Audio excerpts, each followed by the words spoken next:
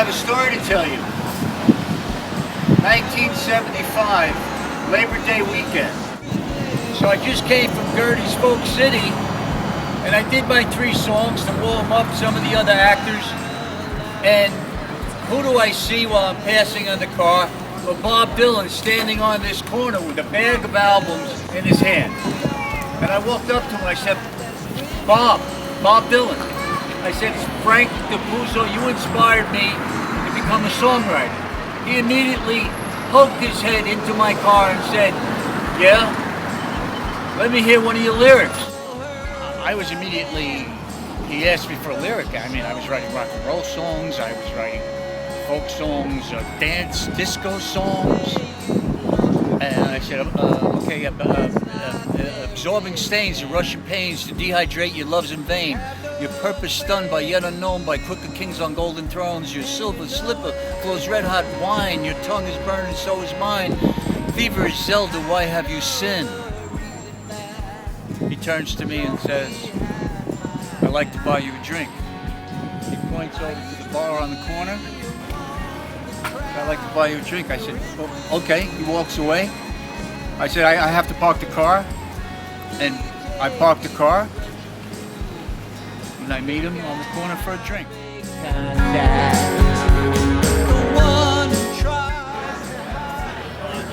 So this is the place, Ernie's.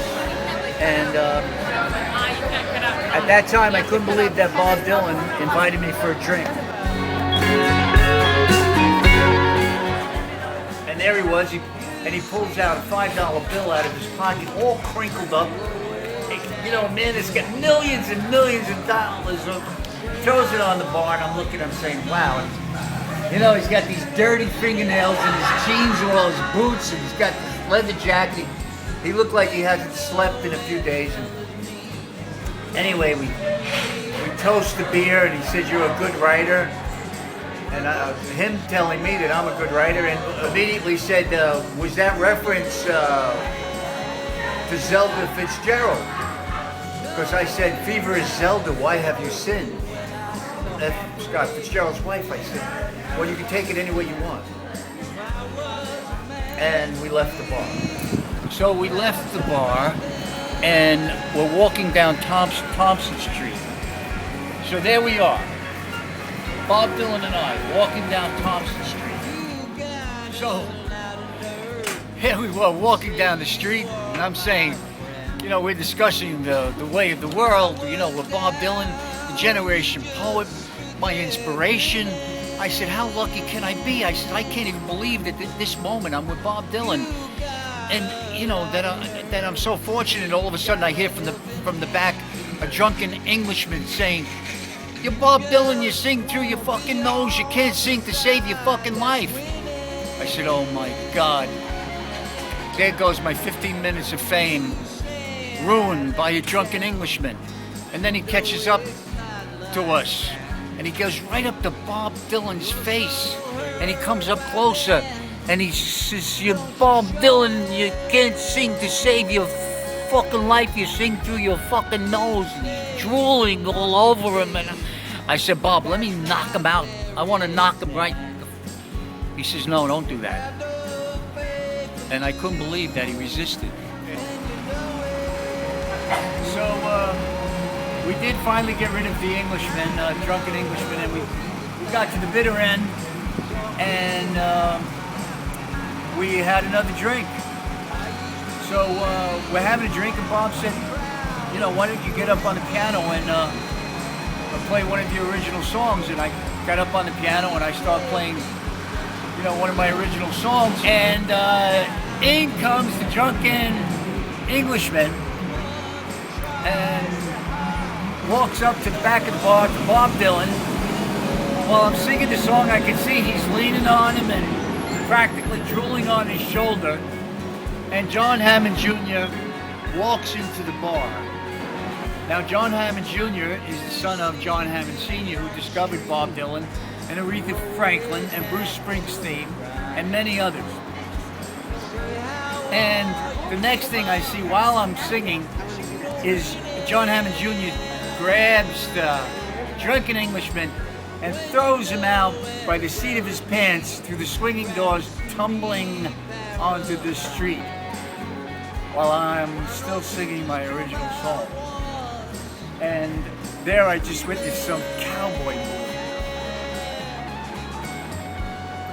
I finished the song, I go up to Bob, and I said, what happened?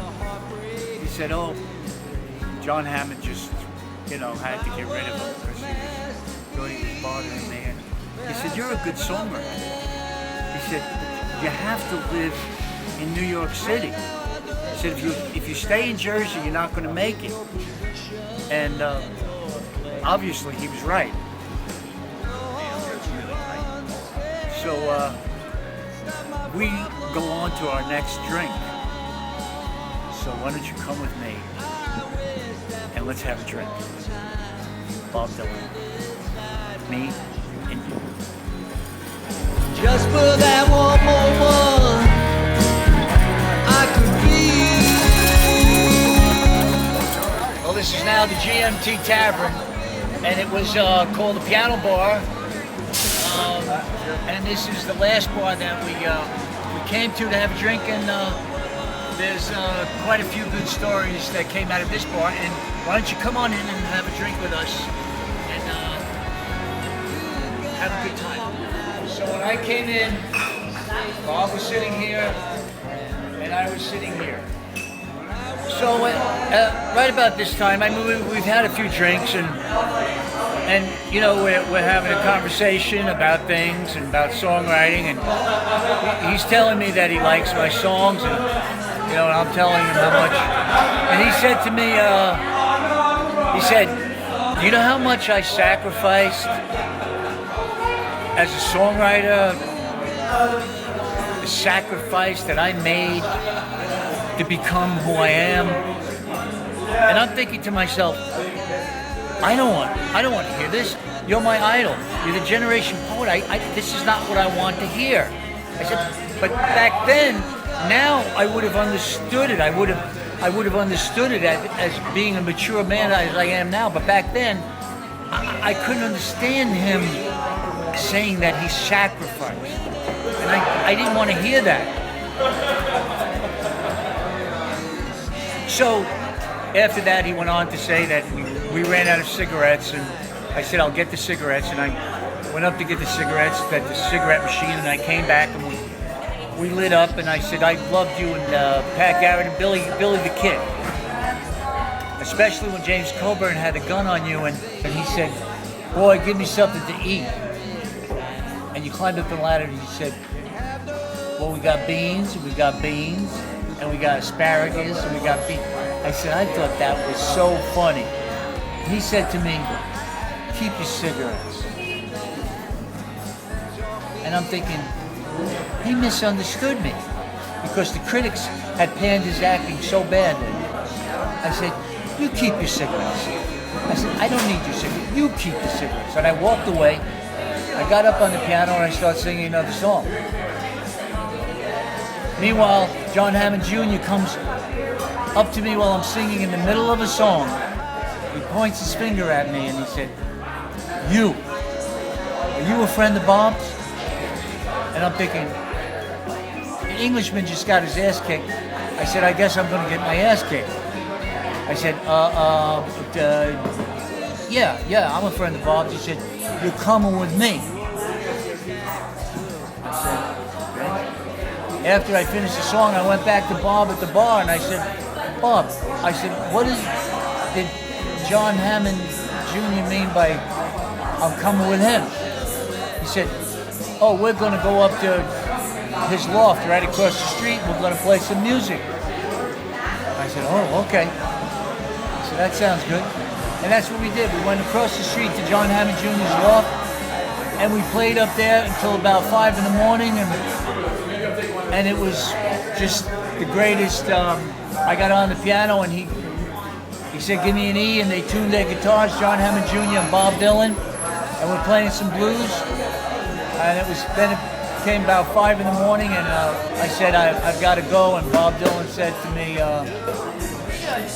he says, you're a good guy. Before you leave, he says, I want to play you a song. And he said, "This is for you. Nobody has heard this song yet." And he starts playing it, and it was something about a captain or a ship. And I can't recall the song and what it was. And I said, "Thank you for one of the greatest memories that I'll ever have." And it is. And Bob, if you ever get to see this, or any friend of his gets to see this, thank you very much. And if I get lucky enough to meet you again, I hope so.